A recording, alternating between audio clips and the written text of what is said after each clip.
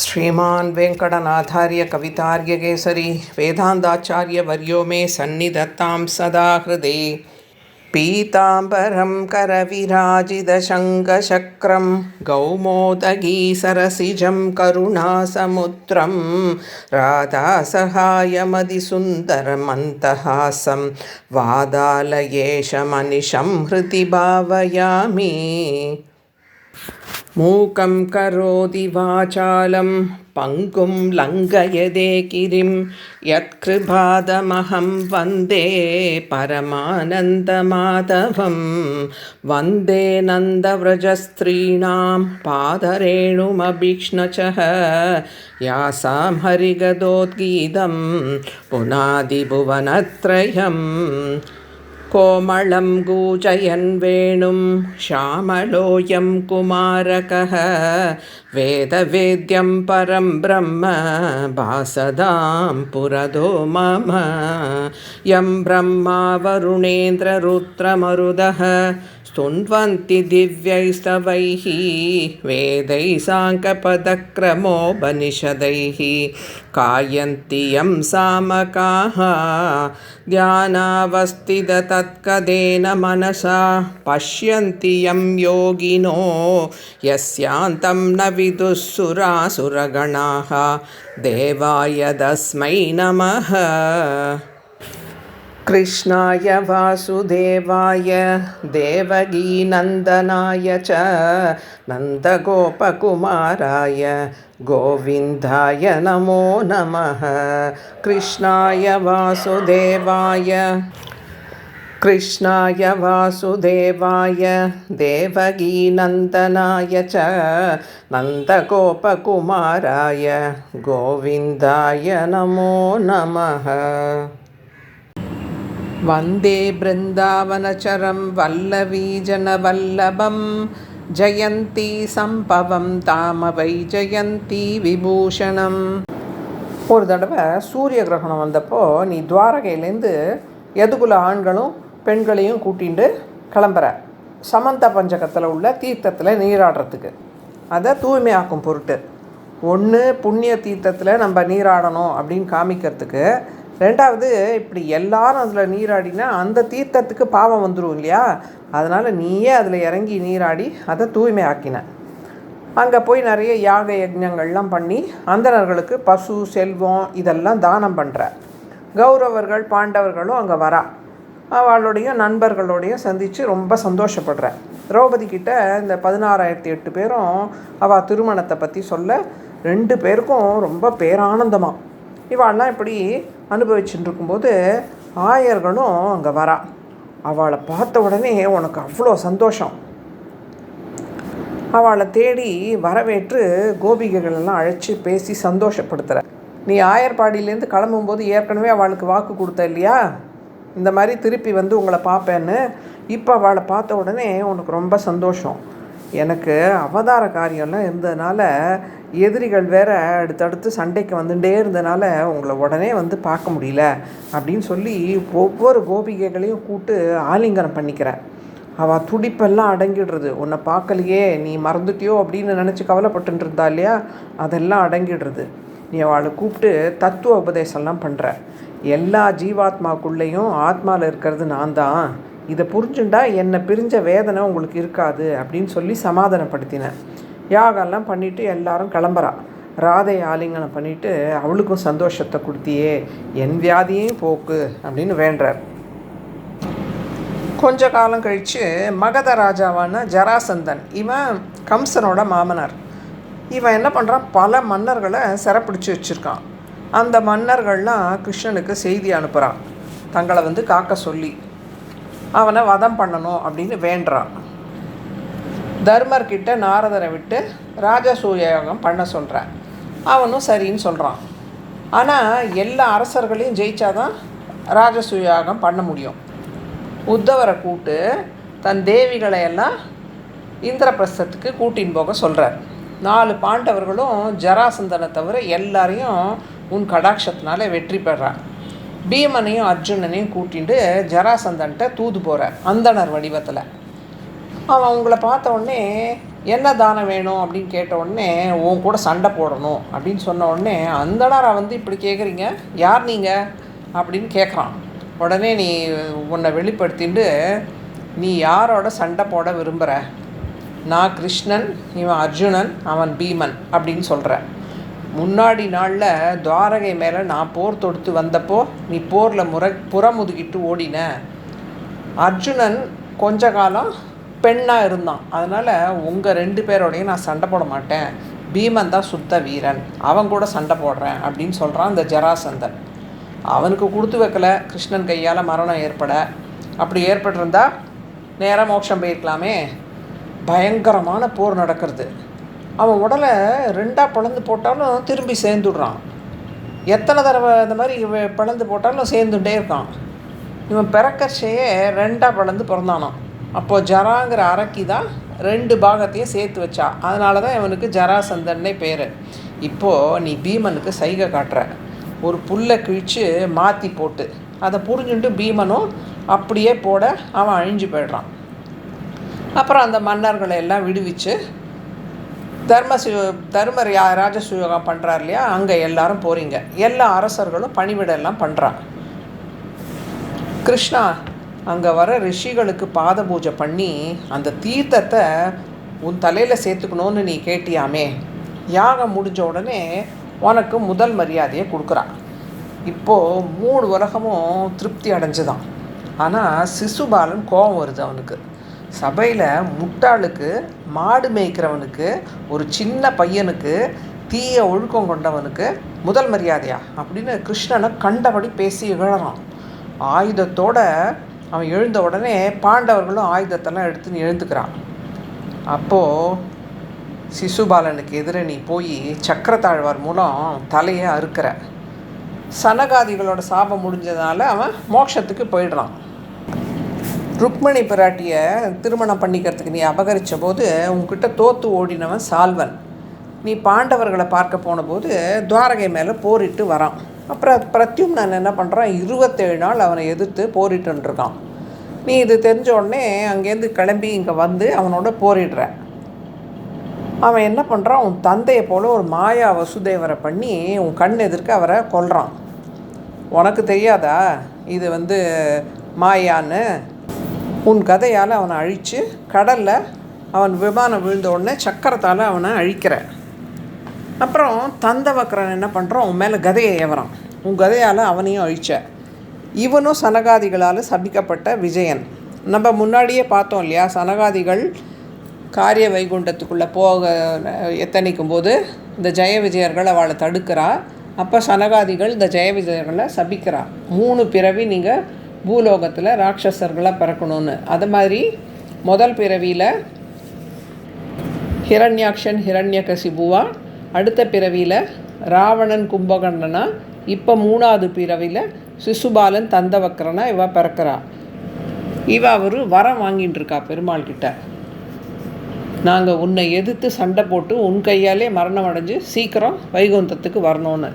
அதன்படி இப்போது 3 பிறவிலையும் பெருமாள் கையாலேயே மரணித்து இப்போ நேராக சாபமும் முடிஞ்சதுனால வைகுண்டத்துக்கு போயிடுறான். இப்படி சால்வனை எதிர்க்கிறதுக்கோசரம் நீ துவாரகைக்கு வந்தபோது துரியோதனன் என்ன பண்ணுறான், பாண்டவர்களை பழி வாங்கிறதுக்கு பாஞ்சாலியை மானபங்கம் பண்ணுறான். அப்போது அவன் கோவிந்தா அப்படின்னு உன்னை வேண்டின உடனே புடவை சுரந்து அவன் மானத்தை நீ காப்பாற்றுற. பாண்டவர்கள் வனவாசத்தில் இருந்தபோது துரியோதனன் என்ன பண்ணுறான், துர்வாசரை பாண்டவர்கள்கிட்ட அனுப்புகிறான். சாயந்தர வேளையில் அவர் வரார். அவருக்கு உணவளிக்கிறதுக்கு எதுவுமே இல்லையே, சாப்பாடு போடலைன்னா இப்போ சபிப்பாரே அப்படின்னு திரௌபதி உன்னை தியானிக்கிறான். நீ உடனே அங்கே தோன்றி அக்ஷய பாத்திரத்தில் ஒட்டின்னு இருந்த ஒரு பருக்கையை எடுத்து சாப்பிட்ற. அவள் வயிறெல்லாம் நிரம்பிடுத்து அப்படின்னு போயிடுறான். அந்த அக்ஷய பாத்திரத்தை வச்சு தான் அவள் வரவாளுக்கெல்லாம் சாப்பாடெல்லாம் போடுவாள். ஆனால் அது இவள் கடைசியாக சாப்பிட்டுட்டு அதை தேய்ச்சி வச்சுட்டான்னா அதுக்கப்புறம் அது அடுத்த நாள் தான் உணவு கொடுக்கும் அதில். அதனால் கிருஷ்ணனை தியானிக்க நீ இந்த மாதிரி பண்ண. அடுத்தது பாரத போர் ஆரம்பிக்கிறதுக்கு முன்னாடி அர்ஜுனனும் துரியோதனனும் உங்ககிட்ட துரியோதனன் உன் நாராயண சேனையையும், அர்ஜுனன் நீ மட்டும் எங்களோட இருந்தால் போகிறோம் அப்படின்னு கேட்க நீ துணை நின்ன. போருக்கு முன் கௌரவர்கள்ட்ட தூது போன. பாண்டவர் பக்க நியாயத்தை எல்லாம் எடுத்து சொல்லியும் கேட்காதனால உன் விஸ்வரூபத்தை காட்டி யுத்தந்தான் அப்படின்னு நீ முடிவு செஞ்ச. போரில் அர்ஜுனனுக்கு தேரோட்டியாக வந்த. உறவினரை கொல்வதா அப்படின்னு அர்ஜுனன் கலங்கின போது பகவத்கீதையை உபதேசித்த. சரீரம் தான் அழியும், ஆத்மாவை அழிக்க முடியாது அப்படின்னு உன்னை நம்பி போர் புரிய சொன்னேன். உன் விஸ்வரூபத்தையும் காட்டினேன். உன் அவதார ரகசியத்தை, பூமி பாரத்தை குறைக்க தான் வந்திருக்க அப்படின்னு தெரிஞ்சுட்டு பீஷ்மர் உனக்கு துணை செய்தார். அர்ஜுனனே கலங்க நீ ஒரு தேர் சக்கரத்தை எடுத்துட்டு பீஷ்மரை நோக்கி போகிற. 10 நாள் பாரத போர் நடந்த போதும் அர்ஜுனனால் பீஷ்மரை கொல்ல முடியல. அவன் தயங்குறான். பிதாமகரை எப்படி அழிக்கிறது அப்படின்னு அவன் தயங்குறான். அதை பார்த்த நீ உடனே ஒரு சக்கரத்தை எடுத்துட்டு பீஷ்மரை நோக்கி போகிற. இதை பார்த்த உடனே அர்ஜுனன் உன்னை திருப்பி சமாதானப்படுத்தி நானே சண்டை போடுறேன் அப்படின்னு சொல்லிட்டு உன்னை திருப்பி கூட்டுன்னு வரான். கிருஷ்ணன் மகாபாரத போர் ஆரம்பிக்கிறதுக்கு முன்னாடி ஒரு பிரதிஜை பண்ணுறார். இந்த போரில் நான் ஆயுதமே ஏந்த மாட்டேன்னு. இது தெரிஞ்ச பீஷ்மர் கிருஷ்ணனை நான் ஆயுதம் எடுக்க வைக்கிறேன் அப்படின்னு சபதம் பண்ணுறார். அது கிருஷ்ணனுக்கு தெரியும். தான் செஞ்ச சபதத்தை விட தன்னுடைய பக்தன் செஞ்ச சபதத்துக்கு மரியாதை கொடுக்கணும் அப்படின்னு தான் இந்த மாதிரி பண்ணுறார். அவருக்கு அனுகிரகம் பண்ணுறதுக்காக தான் அப்படி பண்ணேன். நரகாசுரனோட மகனான பகதத்தன் நாராயண அஸ்திரத்தை ஏவலாம். உடனே நீ என்ன பண்ண, எல்லாரையும் அந்த அஸ்திரத்தை வணங்க சொல்லி நீ உன் திருமார்பில் அதை வாங்கிட்ட. சூரிய ஒளியை சக்கராயுதத்தை கொண்டு மறைச்சு அபிமன்யுவன் மரணத்துக்கு காரணமான ஜெயத்ரதனை அர்ஜுனனை கொண்டு வதம் பண்ண. கர்ணன் ஏவிய நாகாஸ்திரத்தை தடுக்க நீ உன் தேரை உன் கட்டை விரலால் அழுத்த அவன் கிரீடத்தை அர்ஜுனன் கிரீடத்தை அது கவர்ந்துன்னு போக அர்ஜுனன் உயிரை காத்த. போர் தொடங்கிறதுக்கு முன்னாடி பலராமன் நைமிஷாரண்யத்துக்கு போயிடுறார். அங்கேருந்து அப்படியே தீர்த்த யாத்திரைக்கு போகிறார். யாகங்களை அழித்த அசுரனை அழித்து போர் முடியும் அன்றைக்கு தான் பலராமன் திரும்ப வரார். பீமனும் துரியோதனனும் ரொம்ப நேரம் சண்டை போட்டுட்டே இருந்ததுனால பலராமன் அங்கேருந்து கிளம்பி போயிடுறார். இப்படி தான் பட்டத்திரிகள் பாடுறார். மகாபாரதத்தில் வேறு மாதிரி இருக்கும். இதுவும் கிருஷ்ணனோட லீலை. அவர் போனதுக்கப்புறம் அவனை பீமன் தொடையில் அடித்து வீழ்த்துறான். இதை பார்த்த உடனே அஸ்வத்தாமன் என்ன பண்ணுறான், பிரம்மாஸ்திரத்தை ஏவறான். அதுக்கு எதிர் ஆயுதத்தை ஏவி அதுலேருந்து அர்ஜுனனை காப்பாற்றி அவனை கொல்ல போன அர்ஜுனனை தடுத்து அவன் தலையில் இருந்த ரத்னத்தை பறிக்க சொல்கிறான். இந்த அஸ்வத்தாமன் மறுபடியும் அபாண்ட வஸ்திரத்தை ஏவறான். அது உத்திரையோட வயத்தில் வளர்ந்த குழந்தையை அழிக்கிறதுக்கு போகிறது. அவள் உடனே உன்னை சரணடைஞ்ச உடனே அவள் கர்ப்பத்தில் புகுந்து அந்த குழந்தைய காத்து அது கறிக்கட்டையாக பிறந்தப்போ அதை நீ உயிர்ப்பிச்ச. தர்மருக்கு பட்டாபிஷேகம் பண்ணி வச்ச. பீஷ்மருக்கு மோட்சம் கொடுத்த. தர்மரை 3 அஸ்வமேத யாகம் பண்ண வச்ச. இதெல்லாம் முடிச்சுட்டு நீ மீண்டும் துவாரகைக்கு வந்த. இவ்வளோ பேருக்கு இவ்வளோ உதவி பண்ணியே கிருஷ்ணா, என்னுடைய வியாதியிலேருந்து எனக்கு விடுதலை கொடு அப்படின்னு வேண்டுறார். அடுத்ததாக குச்சேல விருத்தாந்தத்தை பாடுறார். குச்சேல நாமா பவதஸ்ஸ தீத்யதாம் கதஸ்ஸ சாந்தி பனி மந்திரே த்விஜஹ ததேகராகேண தனாதி நிஸ்ப்ருஹோ தினானி நின்யே பிரஷமி கிருஹாஸ்ரமி. உன்னோட சாந்திபினியோட குருகுலத்தில் சேர்ந்து கல்வி கற்றவர், உன் மேலே ரொம்ப அன்பும் பக்தியும் கொண்டவர், உலக இன்பங்களில் மனத்தை செலுத்தாமல் இருந்த சுதாமாங்கிற உன் நண்பர் பரம ஏழையாக இருந்ததுனால கூச்சேலருங்கிற பேரோட வாழ்ந்துன்னு வரார். சேலன உடை, கூன கந்தல், ஏழ்மையால் கந்தலாடை அணிஞ்சிருந்தனால அவருக்கு அப்படி பேராம். அவர் மனைவியும் அவரை அனுசரிச்சுட்டு வாழ்ந்து வரா. ஒரு நாள் குச்சேலரை அவர் மனைவி, உன் நண்பரான மகாலட்சுமியின் கணவர்கிட்ட செல்வம் பட்டு வரக்கூடாதா, குழந்தைகளுக்கும் ஒரு வேளை சாப்பாடு கூட போட முடியலையே, அவரை போய் பாரும் அப்படின்னு சொல்கிறான். இவருக்கும் உடனே தானும் உன்னை தரிசித்து ரொம்ப நாள் ஆச்சே அப்படின்னு கிளம்புற. உனக்கு சமர்ப்பிக்கிறதுக்கு எதுவுமே இல்லையே, இவ்வளோ நாள் கழித்து போய் கிருஷ்ணனை பார்க்கும்போது அவனுக்கு எதாவது கொடுக்க வேண்டாமா அப்படின்னு கேட்ட உடனே அவள் அக்கம் பக்கத்தில் போய் ஒரு 4 கைப்பிடி அவலை வாங்கின்னு ஒரு வஸ்திரத்தில் முடித்து கொடுக்குறா. அதை தன்னோட வஸ்திரத்தில் வச்சு அதை மறைச்சிண்டு உன்னை பார்க்குறதுக்கு வரார். துவாரகைக்கு ருக்மிணியோட நீ இருந்த பவனத்துக்கு வரார். அதை பார்த்தவருக்கு அச்சிராதி மார்க்கத்து வழியாக வைகுண்டத்துக்குள்ளேயே நுழையிற மாதிரி இருந்துதான். அவ்வளோ ஆனந்தமாக அவருக்கு. அங்கே எல்லாரும் உட்காண்டிருக்கா ராஜாலாம் உன்னை பார்க்குறதுக்கு. இவருக்கு ஒரே கூச்சமாக இருக்குது. கண்ணன் தன்னை ஞாபகம் வச்சுருப்பாரா, வரவேற்பாரா அப்படின்னு தயங்கினபடியே வரார். அவர் வர்றது தெரிஞ்சின உடனே நீ ஓடோடி வந்து அவரை உள்ளே கூட்டின்னு போகிற. தங்க தாம்பாளத்தில் அவர் காலை வச்சு அலம்புற. குச்சேலர் நெளியறர். பட்டு வஸ்திரம்லாம் கொடுத்து ஸ்ரீ மகாலட்சுமியான ருக்மிணி சாமரம் வீசுறா. குருவாயூரப்பா, நீயே உபச்சாரம் பண்ண ஸ்ரீ மகாலட்சுமி சாமரம் வீசினாலாமே. ஆமாம் அப்படிங்கிறார் குருவாயூரப்பன். அப்படி அவருக்கு பாத பூஜை பண்ணி அந்த தீர்த்தத்தை உன் தலையில் சேர்த்துட்டு சந்தனம் பூசி மலர் தூவி தூபம் தீபம்லாம் ஆரத்திலாம் காட்டுறேன். கோதானெல்லாம் பண்ணி உன்னோட சிம்மாசனத்தில் அவரை உட்கார வச்சு அறுசுவை உணவு கொடுத்து உன்னுடைய பட்டு மெத்தையில் அவரை படுக்க வச்சு அவர் காலை பிடிச்சி விட்டு அவரை ஆனந்தத்தில் அழுத்துற. பழைய நினைவுகளை எல்லாம் நினைவு கூர்ந்த. ஒரு நாள் விறகு வெட்டுறதுக்கு காட்டுக்கு எல்லா சிஷ்யர்களும் போனபோது திடீர்னு மழை வந்துடுறது. அதனால் இருட்டில் எல்லாரும் அங்கேயே தங்கிடுறான். விடிஞ்சதுக்கப்புறம் ஆச்சாரியன் இவாளெல்லாம் தேடின்னு வந்து ஆச்சாரிய கைங்கரியம் உங்களெல்லாம் நன்னா வாழ வைக்கும் அப்படின்னு ஆசீர்வதிச்சார். அதனால தான் நான் இன்னி வரைக்கும் நன்னா இருக்கேன் அப்படின்னு பழைய கதையெல்லாம் பேசினாயாமே. குருவாயூரப்பா, சாக்ஷாத் ஸ்ரீமன் நாராயணனான நீ ஆச்சாரிய அனுகிரகம் எப்பேற்பட்டதுன்னு சொல்கிற. சரி, நீ எனக்கு என்ன கொண்டு வந்த அப்படின்னு அவரை கேட்ட உடனே அவர் வெட்கப்பட்டுண்டு வஸ்திரத்தை மறைச்சிக்கிறார். நீ அதை பிடிச்சி இழுத்து பார்த்து, ஆஹா அவளா, எனக்கு ரொம்ப பிடிக்குமே, அண்ணி அதை ஞாபகம் வச்சுன்னு கொடுத்துருக்காளே, இங்கே யாருமே எனக்கு இதெல்லாம் கொடுக்கறதில்ல அப்படின்னு சொல்லிட்டு ஒரு பிடி எடுத்து சாப்பிட்ற. திரபாஜுஷோஸ்மாத் மிருது கம்பலா தத பிரகிருக்ய முஷ்டௌ சக்ருதாஷிதே த்வயா கிருதம் கிருதம் நன்வியதே திசம் பிரமாது ரமா கிலோபேத்யகரம் ருரோததே. நீ ஒரு பிடி அவளை எடுத்து சாப்பிட்ட. அடுத்த பிடியை வாயில் போட போகிறச்சே ருக்மிணி பிராட்டி உன் கையை பிடிச்சிட்டா. போதும், கிருதம் கிருதம் அப்படிங்கிறா. ஒரு பிடியிலேயே ஐஸ்வர்யம் கொடுக்காம அடுத்ததில் கொடுத்தா முதல்லையே ஏன் கொடுக்கல அப்படின்னு பேசுவாளாம். அப்படின்னு சொன்ன உடனே தாயார் பேச்சை தட்டுவாரா பெருமாள்? ஒரு புன்னகை மட்டும்தான். அப்புறம் ஒரு இரவு அவரை அங்கே தங்க வச்சுருந்து அடுத்த நாள் அவர் கிளம்புறார். கிளம்பும்போது எதுவுமே கேட்காம கிளம்புறார். பட்டத்திரிகள் சொல்கிறார், குருவாயூரப்பா, இப்படி நீ விசித்திரமாக அனுகிரகம் பண்ணுறியே. கிருஷ்ணன் தனக்கு பண்ண கௌரவத்தை நினச்சி புலகாங்கிதத்தோடு நடந்து போகிறார். அவர் கேட்டிருந்தா நீ செல்வத்தை கொடுத்துருப்ப. ஆனால் தான் கேட்காமே வந்துட்டோமே, இப்போது ஊருக்கு போனால் மனைவிக்கு என்ன பதில் சொல்கிறது அப்படின்னு யோசிச்சுட்டே போகிறார். தன் வீட்டுக்கு வந்து பார்த்தா தான் இருந்த குடிசையை காணோம். அதுக்கு பதிலாக அங்கே ஒரு பெரிய அரண்மனை இருக்குது. ஓ, ஒரு வேளை தாண்டி வந்துட்டோமா அப்படின்னு தடுமாறுறார். ஆனால் அக்கம் பக்கத்து வீடெல்லாம் அப்படியே இருக்குது. சரி, இது நம்ம வீடு தான் அப்படின்னு குழப்பத்தோடு உள்ளே போனால் அவர் மனைவி தங்க ஆபரணங்கள் பட்டு வஸ்திரங்கள்லாம் அணிஞ்சுட்டு சேவகர்கள் புடைசூழ வரா. அவளும் அதே மாதிரி வஸ்திரங்களும் ஆபரணங்களும் அணிஞ்சுட்டுருக்கா. கிருஷ்ணன் தன் ஆத்துக்காரர் கேட்டதுனால இதெல்லாம் பண்ணியிருப்பார் அப்படின்னு கணவரை தன் மனசில் ஆலிங்கனம் பண்ணிக்கிறாள். கிருஷ்ணன் எவ்வளோ ஐஸ்வர்யம் கொடுத்துருக்கார் அப்படின்னு சொல்கிறான். இவர் கிருஷ்ணனை தியானம் பண்ணுறார்.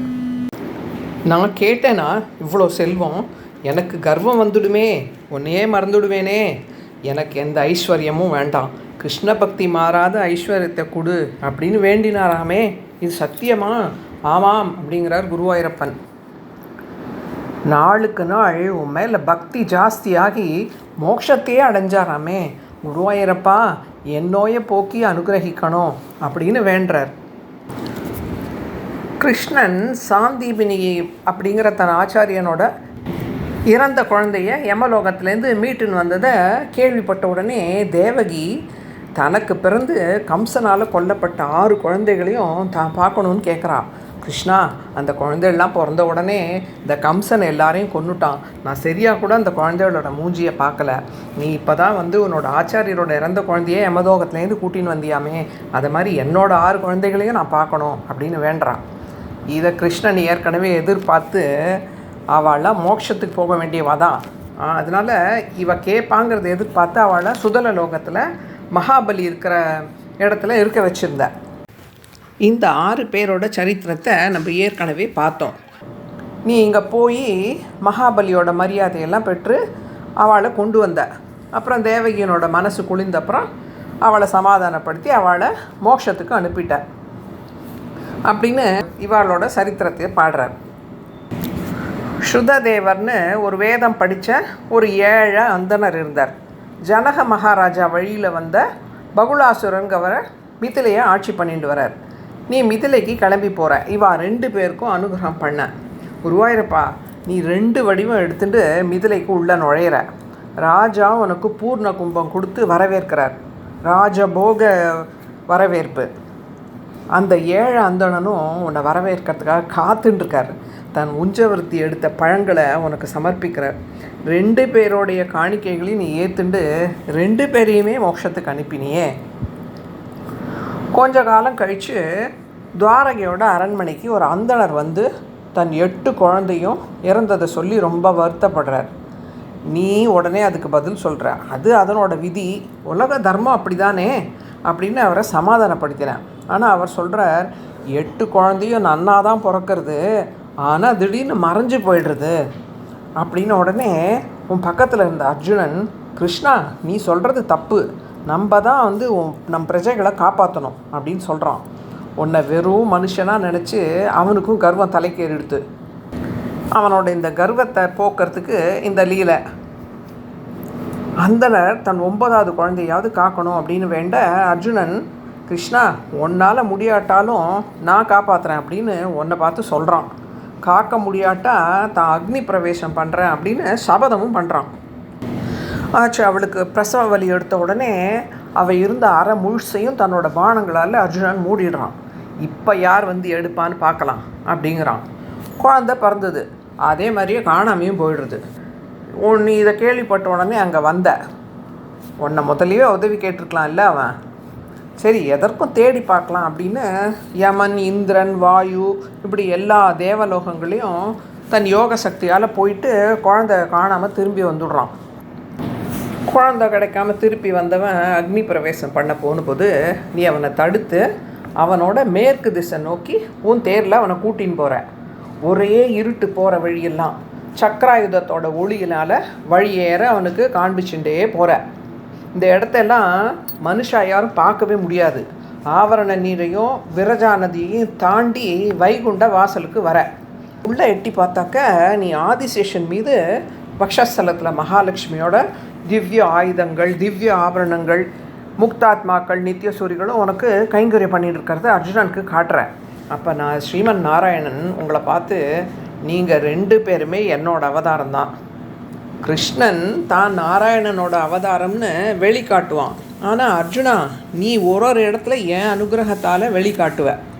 நீங்கள் 2 பேரும் நான் தான் அப்படின்னு உனக்கு காட்டுறதுக்காக தான், உன்னை இங்கே வரவழிக்கிறதுக்காக தான் இந்த லீலையை நான் பண்ணேன். நான் தான் குழந்தையெல்லாம் எடுத்துன்னு வந்தேன் அப்படின்னு சொல்ல அந்த 9 குழந்தைகளும் அங்கே இருக்குது. இப்போ நீங்கள் இவள் ஐஷன் போகலாம் அப்படின்னு சொன்னேன்.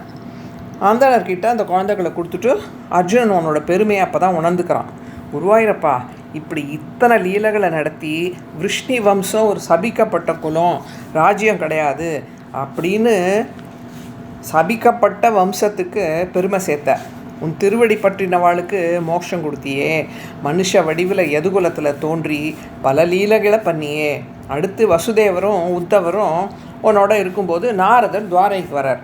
அவர்கிட்ட உன் தந்தை உபதேசம்லாம் பெற்றிருக்கிறார். உத்தவர் உத்தவ கீதைன்னு உங்ககிட்டேருந்து உபதேசம் பெற்று இன்றைக்கும் எங்களை நல்வழிப்படுத்துறதுக்கு பத்ரிகாசிரமத்தில் இருக்கார். குருவாயூரப்பா, உன் மற்ற அவதாரங்களை விட உன் கிருஷ்ணாவதாரம் தான் சிறந்தது. உன்னை நண்பனா, எதிரியா, பிள்ளையா, காதலனா பாவிச்சவா எல்லார் கஷ்டமும் தீர்ந்து மோட்சம் போயிட்டாளே. இன்றைக்கும் உன்னை இதே மாதிரி பாவிச்சு அன்பு செலுத்துறவா இருக்கா. என் வியாதியையும் போக்கி அனுகிரகிக்கணும் அப்படின்னு வேண்டி இந்த தசகத்தை பூர்த்தி பண்ணுறார். குருவாயூரப்பா, லக்ஷ்மிபதி, உன் பக்தர்கள் செல்வத்தை நாடி உங்ககிட்ட வந்தால் உடனே அவளுக்கு நீ செல்வத்தெல்லாம் கொடுத்துட்றதில்ல. ஏன்னா அவளுக்கு கர்வம் ஏற்பட்டுடும்னு. அதனால் வைராக்கியம், பற்றற்ற நிலை அதெல்லாம் வந்ததுக்கப்புறம் ஆராய்ஞ்சு பார்த்து தான் அவளுக்கு நீ அனுகிரகிக்கிற. மற்ற தேவர்கள்லாம் கேட்ட உடனே வரம் கொடுக்குறா, அது கஷ்டத்தில் தான் முடியறது. உதாரணத்துக்கு பிருகாசுரன் சரித்திரத்தை பாடுறார். சகுனிங்கிற அசுரனோட மகன் இவன். இந்த மகாபாரத்தில் வர சகுனி இல்லை, இவன் வேறு சகுனி. அவன் நாரதர்கிட்ட யாரை தான் வணங்கினா கேட்டவுடன் வரம் தருவா அப்படின்னு கேட்ட உடனே அவரும் சிவபெருமானை வழிபட சொல்கிறார். ஏன் உன் பேரை சொல்லலைன்னா நீ யாரையும் ஆராய்ச்சி பார்க்காம வரம் தர மாட்டேன்னு அவருக்கு தெரியுமே. அவனும் சிவனை நோக்கி கோரமான தவம் பண்ணுறான். 6 நாள் தவம் பண்ணியும் சிவன் தன் முன்னாடி வரலைன்னு உடனே தன் தலையை வெட்டி அக்னியில் போட இருக்கான். அப்போ சிவன் எதிர்க்க வரார். உனக்கு என்ன வரம் வேணும் அப்படின்னு கேட்ட உடனே, நான் யார் தலையில் கை வச்சாலும் அவள் மரணிக்கணும் அப்படின்னு வரம் கேட்குறான். அதை சிவபெருமானும் கொடுத்துட்றார். உடனே இதை பரீட்சித்து பார்க்குறதுக்கு சிவன் தலைமையிலேயே கை வைக்கிறதுக்கு போகிறான். சிவபெருமான் உடனே திரும்ப திரும்ப பார்த்துட்டே எல்லா திக்குலையும் ஓடுறார். யாரும் அவனை நெருங்க பயப்படுறான். சிவபெருமான் திருப்பார்கடலுக்கு வந்து ஒன்று அடி பண்ணிடுறார். உடனே நீ வாமனன் போல் ஒரு பிரம்மச்சாரி வடிவத்தில் அவன் முன்னாடி போய் நிற்கிறான். அவனை பார்த்து, யார் தலையாவது கை வச்சா மரணம் ஏற்படுமா? நீ அவர் தலையில் கை வச்சு அவர் மரணிக்கலைன்னா எங்கே அவரை துன்புறுத்தியோன்னு தான் பயந்து ஓடுறார். நீ வேணா இப்போ உன் தலையிலே கையை வச்சு பாரேன் அப்படின்னு சொன்ன உடனே அவன் தலையில் கை வைக்க மரணிக்கிறான். உன்னை அடிப்பணியாதவா கதி இதுதானும் தேவர்களுக்கும் நீதான் கதின்னு புரிஞ்சுன்ட்டேன். சரஸ்வதி நதிக்கரையில் தவம் பண்ணிட்டு இருந்த முனிவர்கள் மும்மூர்த்திகளில் யாருக்கு பொறுமை ஜாஸ்தி அப்படின்னு கண்டுபிடிச்சிட்டு வர பிருகு முனிவரை அனுப்புகிறான். பிருகு முதல்ல பிரம்மலோகத்துக்கு போகிறார். அவரை வணங்காமல் இருக்க பிரம்மா இவர்கிட்ட கோபப்படுறார். இதே மாதிரி சிவலோகத்துக்கு போய் சிவனை வணங்காமல் நிற்கிறார். அவரும் கோபப்படுறார். இவர் கொல்றதுக்கு வரார். அடுத்து உன் திருப்பார்கடலுக்கு வரார். நீ லக்ஷ்மி பிராட்டியோட மடியில் தலை வச்சு படுத்துன்னு இருக்க. இவர் வந்து நீ அவரை கவனிக்கிறங்கிற கோபத்தில் அவரோட காலால் உன்னை உதைக்க, நீ எழுந்து நீ வந்தப்போ உமக்கு மரியாதை கொடுக்காமல் இருந்தது என் தப்பு தான், க்ஷமிக்கணும், இப்போ என் மேலே கால் பட்டதுனால உங்கள் கால் வந்து வலிக்குமே அப்படின்னு சொல்லிட்டு அவர் காலை பிடிக்கிறார். உடனே இவரும் வந்து மற்ற முனிவர்கள்ட்ட வந்து, குருவாயிரப்பா நீ தான் பொறுமை மிக்கவன் அப்படின்னு சொல்ல உன்னை குறித்து தவம் பண்ணி மோட்சம் போயிட்டான். தன்னிலை மாறாத குருவாயிரப்பா உன்னை வணங்குறேன். கிருஷ்ணா குருவாயிரப்பா, படைப்போட ஆரம்ப காலத்தில் வேதங்கள் ஒன்று துதிச்சது. நீ தான் பரமாத்மா, எல்லை இல்லாதவன் அப்படின்னு வேதம் சொல்கிறது. என்னோட கஷ்டத்தையும் போக்கணும் அப்படின்னு பிரார்த்திக்கிறார். இப்படி விருகாசுரன், பிருகு, மோகினி, அம்பரீஷர் இவா சரித்திரமெல்லாம் பார்த்தோமே. இது மூலம் நீ தான் பரமாத்மா, முழுமையான தெய்வம்னு தெரிய வருது. மற்ற எல்லா தேவதைகளும் உனக்குள்ளே அடக்கம். எல்லாருக்கும் அந்தர்யாமியாக நீ தான் இருக்க. எத்தனை மதங்கள் எத்தனை கடவுளை யார் வணங்கினாலும் அது எல்லாம் ஒன்றை தான் வந்து அடையும். வானத்துலேருந்து வரும் மழை எங்கே பெஞ்சாலும் கடலில் வந்து சேர்றது இல்லையா, அது மாதிரி. ஸ்ரீ சங்கரோபி பகவான் சகலேஷு தாவது त्वामेव मानयति यो न हि भक्षपादी त्वन्निष्टमेव सहि नाम सहस्रकादी व्याख्यद्भवत्स्तुतिपरच्चकदिं कथोन्ते मूर्तित्रयादिकमुवाच च मन्त्रशास्त्रः यादौ कलाय सुषमं सकलेश्वरं त्वां ध्यानं च निष्कलमसौ प्रणवे खलुक्त्वा त्वामेव तत्र सकलं निजगाधनान्यम्. சங்கர பகவத் பாதாள் உன்னோட ஏற்றத்தை உணர்ந்து உன்னையே வழிபட்டு உன்னை குறித்து சகஸ்ரநாமத்துக்கு வியாக்கியானம் பண்ணார். நற்கதி அடையும் போது ஒன்றை தான் துதிச்சார். அவர் இயற்றின பிரபஞ்சசாரம்ங்கிற நூலில் மும்மூர்த்திகளில் ஒசந்தவர் நீனும் உன் திருமேனியை தியானம் பண்ணி பிரணவத்தில் திவ்ய ஆத்மஸ்வரூபத்தை தியானிக்க சொல்கிறார். சமஸ்தசாரே ச புராண சங்கிரஹே விசம்சயம் त्वन्महिमैव वर्ण्यते त्रिमूर्तियुक् सत्यपदत्रिपाकदः परं पदं देहदिदं न शूलिनः यत्प्राग्मकल्पमिह भागवदत्विधीय स्कन्धोदिदं वपुरनावृतमीशदात्रे तस्यैव नाम हरिशर्वमुगं जगाद श्रीमाधव शिवपरोऽपि पुराणसारे. அதே மாதிரி ஸ்ரீ மாதவர்ங்கிற சைவர் தன்னோட புராண சங்கிரகத்தில் உன் பெருமையை தான் வர்ணிக்கிறார். இப்போ இருக்கிற பிரம்மாவோட கல்ப ஆரம்பத்தில் உன் வடிவத்தை நீ காட்டினதாக இருக்குது. அந்த வடிவத்தை தான் வைணவர்கள் ஹரின்னும் சைவர்கள் சிவன்னு வழிபடுறா. உலகத்தில் பலதரப்பட்ட மனிதர்கள் இருக்கா. தங்கள் இயல்புப்படி தான் விரும்ப தெய்வத்தின் மேலே விசுவாசத்தோட நம்பிக்கை கொண்டு இருந்தால் தான் பலன் கிடைக்கும். அவளை வைகுண்டத்துக்குள்ளே அழைத்து போகிறது ஸ்ரீமன் நாராயணனோட பொறுப்பு. வைகுண்டம் புகுவது மன்னவர் விதியேன்னு நம்மாழ்வார் பாடுறார் இல்லையா? யத்கிஞ்சிதப்யவிதுஷாபி விபோ மயோக்தம் தன்மந்திரசாஸ்திரவசனாத்யபி திருஷ்டமேவ வியாசோக்திசாரமய பாகவதோபகீத க்லேஷான் விதூய குரு பக்தி பரம்பராத்மன். மேலும் பட்டந்திரிகள் சொல்கிறார், இதெல்லாம் பிற தெய்வங்களை தாழ்த்தி பேசணும்னு அடியேன் சொல்லலை.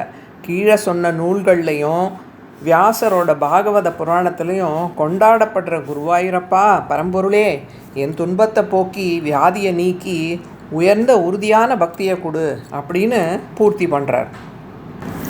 கலியுகத்தில் கஷ்டப்பட்டு இருக்கிற மனுஷர்களை கர்மானுஷ்டங்களையும் பக்தி யோகமும் பண்ண முடியாமல் இருக்கிறவாளை உன் திருநாமத்தை சொல்லி உன்னை வணங்க சொல்கிற. உன் திருவடியில் ஈடுபட்டவர் எல்லா துன்பத்தையும் போக்கும் அந்த பக்தியை எப்படி பண்ணணும்னு நீயே தெரிவிச்சுட்ட. ஒருவேளை அவன் வழி தவறினாலும் திரும்பவும் அவனை உன் திருவடி வந்து அடைய வைக்கிற. ஜடபரதர், தொண்டரடி பொடியாழ்வார், இவா சரிதம்லாம் இதுக்கு உதாரணம். தேவாதி தேவா, உன் அடைவதற்கு பக்திதான் வழி. மிக உயர்ந்த கிருஷ்ணா, குருவாயூரப்பா, மனம் மொழி மெய்யாலும் நீ கொடுத்த சக்தியால் இந்த ஜீவாத்மா செயல்படுறது. இப்படி செய்யப்படும் எல்லா செயல்களும் சர்வம் ஸ்ரீ கிருஷ்ணார்ப்பணம்னு சமர்ப்பிக்கிறது தான் சிறந்த பக்தி. காயேன வாச்சா மனசேந்திரியைவா புத்தியாத்மனாவா பிரகிருதே ஸ்வபாவாத் கரோமி யத்யத் சகலம் பரஸ்மை நாராயணாயேதி சமர்ப்பயாமி அப்படின்னு சொல்கிறோம் இல்லையா? உன் திருவடியை பற்றலைனா அவனுடைய மனம், செயல், வாக்கு, தன் மூச்சு காற்று எல்லாத்தையும் உன்கிட்ட சமர்ப்பிக்கலைன்னா அந்தன குலத்தில் பிறந்திருந்தாலும் அவனால் இந்த உலகத்துக்கு எந்த உபயோகமும் இல்லை அப்படிங்கிறார். நாய் மாமிசம் சாப்பிடும் குலத்தில் பிறந்தாலும் கீழே சொன்ன பண்புகளோடு இருந்தால் தான் தூய்மை அடைவதோடு இந்த உலகத்தையும் அவன் தூய்மைப்படுத்துகிறான். நாம் எந்த ஒரு காரியம் பண்ணாலும் பெருமாளுக்காக அப்படின்னு பண்ணால் நமக்கும் அதில் எந்த எதிர்பார்ப்பும் இருக்காது. எல்லா ஜீவாத்மாவும் ஒன்று தான் அப்படிங்கிறத புரிஞ்சுக்கணும். குருவாயூரப்பா, நீ தான் கட்டுக்குள்ளே வச்சுருக்க எல்லாரையும். எப்போவும் உனக்கு கைங்கரியம் பண்ணிட்டு உன்னையே நினச்சிட்டு இருந்தால் எல்லா பயத்தையும் போக்கி காப்பாற்றுவேன். இப்படி பெருமாள் மேலே பக்தியோடு இருக்கணும். அந்த பக்தியை எப்படி வளர்த்துக்கணும்னு நம்மளுக்கு சொல்லி கொடுக்குறார். பக்தி வளர முதல்ல சத் சங்கத்தில் பாகவதர்களோட நம்மளை இணைச்சிக்கணும். புண்ணிய காரியங்களை பண்ணால் பகவான் திருப்தி அடைஞ்சு நம்மளை தானே சத் சங்கத்தில் இணைச்சிடுவார். பக்தி வளர வளர அவாட்டேந்து பகவான் பெருமையெல்லாம் நம்ம தெரிஞ்சுக்கணும்.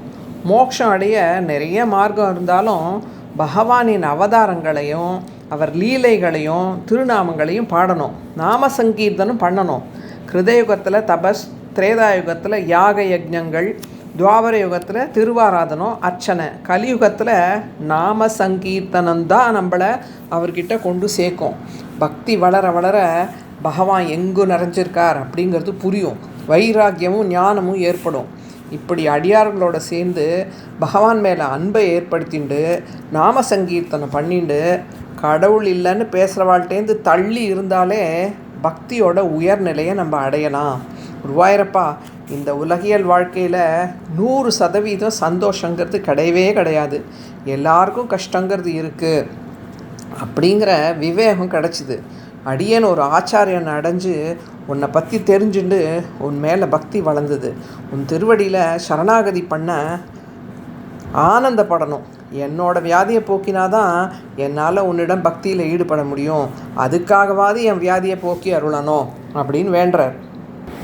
வேதத்தை மேலோடு பார்த்தா செல்வத்துக்கு, மோட்சம் போகிறதுக்கு, இப்படி ஒவ்வொரு கர்மாவுக்கும் ஒரு ஒரு வழி சொல்லியிருக்கு. இந்த கர்மாக்களை பகவானோட திருப்திக்காக தான் எதையும் பண்ணணும் அப்படின்னு புரிஞ்சுட்டு பண்ணணும். அப்போ பகவான் பிரீத்தி அடைஞ்சு நமக்கு மோட்சத்தையே கொடுத்துடுவார். வேதம் செய்ய சொன்னதையும் செய்யக்கூடாதுன்னு சொன்னதையும் நான் சரியாக கடைப்பிடிக்க நீ தான் பெருமாளை அருளணும். இதில் தப்பு ஏதாவது ஏற்பட்டால் இதையும் கிருஷ்ணார்ப்பணம்னு உங்ககிட்டே விட்டுடுறேன். பகவானுக்கு எதை சமர்ப்பித்தாலும் தூய பக்தியோடு சமர்ப்பிக்க அருளணும். உன்மேலே பக்தி இல்லாமல் வேதம் படிச்சிருந்தாலும் அது வசந்தது இல்லையே. அடுத்து மார்கண்டேய சரித்திரத்தை பாடுறார். பாகவதத்தில் எப்படி மார்கண்டேயரோட சரித்திரம் சொல்லியிருக்கோ அதே மாதிரி பட்டதிரிகள் பாடுறார். மார்கண்டேயருக்கு ஒரு ஜோசியர் அவருக்கு 12வது வயசில் மரணம் அப்படின்னு சொன்ன உடனே குருவாயூரப்பா உன்னை நோக்கி 1 வருஷம் உன்னை நோக்கி வழிபட்டார். அப்போது யம தூதர்கள் 12 வயசில் மரணம்னு சொன்னார் இல்லையா, அதனால் யம தூதர்கள் வரா இவரை கூட்டின்னு போகிறதுக்கு. உடனே விஷ்ணு தூதர்கள் வாழெல்லாம் விரட்டி இவரை காப்பாற்றுறா.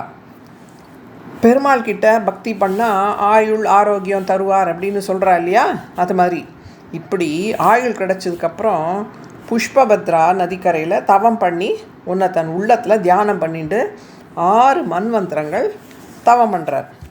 இந்திரன் உடனே பார்த்தான், அவனுக்கு தான் யார் தவம் பண்ணாலும் பிடிக்காது. அதனால் இவர் தவத்தை கலைக்கிறதுக்கு 7வது மன்வந்திரத்தில் ரம்பை மேனகை ஊர்வசின்னு எல்லாரையும் இவரை மயக்கிறதுக்கு அனுப்புகிறான். அவர் தவத்தினோட ஜுவாலை யோக அக்னினால் அவளை எரிக்க அவள் இந்திரன்கிட்ட போய் சொல்கிறான். அவன் இனிமேல் இவர் பக்கமே வரக்கூடாது அப்படின்னு ஓடி போயிடுறான். குருவாயூரப்பா, உன் அடியார்களை யாராவது ஜெயிக்க முடியுமா? இப்போ நீ அவருக்கு அவரோட தவத்தை மெச்சி நரநாராயண வடிவில் தரிசனம் கொடுத்து என்ன வரம் வேணும் அப்படின்னு கேட்குறா. அவர் ஒன்றையே அனுபவிக்கிறேனே, இதுக்கு மேலே என்ன வேணும் அப்படிங்கிறார். ஆனால் நீ வந்தால் உன் அடியார்களுக்கு வரம் தராமல் போகமாட்டியே, அதனால் அவரும் உன்னோட மாயையை ஆச்சரிய வியக்கத்தக்க சக்தியை காட்ட கேட்குறார்.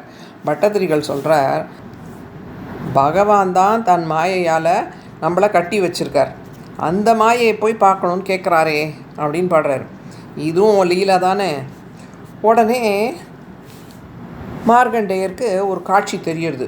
புயல் காற்று வீசுறது, மழை கொட்டுறது, நில நடுக்கெல்லாம் ஏற்படுறது, ஒரே வெள்ளக்காடாக ஆயிடுது, 7 கடல் நீரும் பொங்கி வருது, பிரளயமே ஏற்பட்டு பூமி எல்லாம் மூழ்கிடுது. நீ மாமாயனாச்சே. இப்படி அந்த பழைய ஜெயலத்தில் சுற்றி சுற்றி வந்துட்டுருக்கார் மார்கண்டேயன் ரொம்ப காலமாக. அப்போது ரொம்ப தூரத்தில் அவருக்கு ஒரு காட்சி தெரியுது. ஒரு ஆளிலை மேலே ஒரு குழந்தை படுத்துன்னு இருக்கிறது தெரியுது. கிட்ட பார்த்தா, குருவாயூரப்பா, நீ நீலமேக ஷியாமளனா, உன் கால் நீ கட்ட வரல உன் வாயில் வச்சு சுவைச்சபடி ஆச்சரியமாக காட்சி கொடுத்த அவருக்கு. அப்படியே மெய் சிலுக்கிறது அவருக்கு. உன்னை எடுத்து அணைக்கிறதுக்கு அவருக்கு ஆசை வருது. உன் கிட்ட வரார், உன் மூச்சு காத்தால் உன் வயிற்றுக்குள்ளே போயிடுறார். இப்போ உள்ளே போனால் ஒரு காட்சி தெரியுது அவருக்கு. கடலும் மலையும் இன்னும் மொத்த உலகமும் அவருக்கு தெரியறதான். பிரளய காலத்தில் எதுவுமே அழியலை, உன் வயிற்றில் வச்சு எல்லாத்தையும் நீ பாதுகாக்கிற அப்படின்னு புரிஞ்சுட்டார். நீ மூச்சு காற்றை வெளியில் விட்ட உடனே வெளியில் விழறார். நீ உடனே உன்னை மறைச்சுட்ட. கண்ணை திறந்து பார்த்தா அதே புஷ்பபத்ரா நதிக்கரையில் தன் ஆசிரமத்தில் உட்காந்துருக்கார். இப்படி உன் மாயை அவர் காட்டினியே. சிவபெருமான் பார்வதி தேவியோடு இவருக்கு காட்சி தந்து அவரை அனுகிரகிக்கிறார். பெருமாளுக்கு அடியவர்னா எல்லாரும் நம்மளை அனுகிரகம் பண்ணுவாளாம். அவரும் நிறைய வரங்களெல்லாம் கொடுக்குறாரு இவருக்கு. உன்னை வழிபட்டாலே எல்லாருக்கும் திருப்தி ஆனந்தம் கிடச்சிடுறது. மூர்த்தியாக தனித்தனியாக இருந்தாலும் எல்லாருக்குள்ளும் அந்தரியாமே இருக்கிறது நீதானே குருவாயூரப்பா. பிரம்மாவோட சத்தியலோகம் விதி ஹரி புரபித், பிரம்மா விஷ்ணு சிவன்னு 3 பேருக்கும் பிரிஞ்சிருக்கான். அதுக்கு மேலே உள்ள வைகுண்ட லோகம் மாயையில் சிக்காத லோகம். விஷ்ணு லோகமும் வைகுண்ட லோகமும் வேற வேற. ஆயர்பாடியில் ஆயனாய் பிறந்ததும் நீதான், பார்க்கடலில் பள்ளி கொண்டிருப்பதும் நீதான், வைகுண்டத்தில் உள்ளவனும் நீதான், எல்லாருக்குள்ளும் அந்தர்யாமியாக இருக்கிறதும் நீதான். பவனபுரபதே, இந்த குருவாயூரில் இருக்கிற குருவாயூரப்பனும் நீதான். என்னுடைய எல்லா வியாதியையும் போக்கி அனுகிரகிக்கணும் அப்படின்னு பாடுறார். கவிதார்கிய சிம்ஹாய கல்யாண குணசாலினே ஸ்ரீமதே வெங்கடேசாய வேதாந்த குரவே நமக.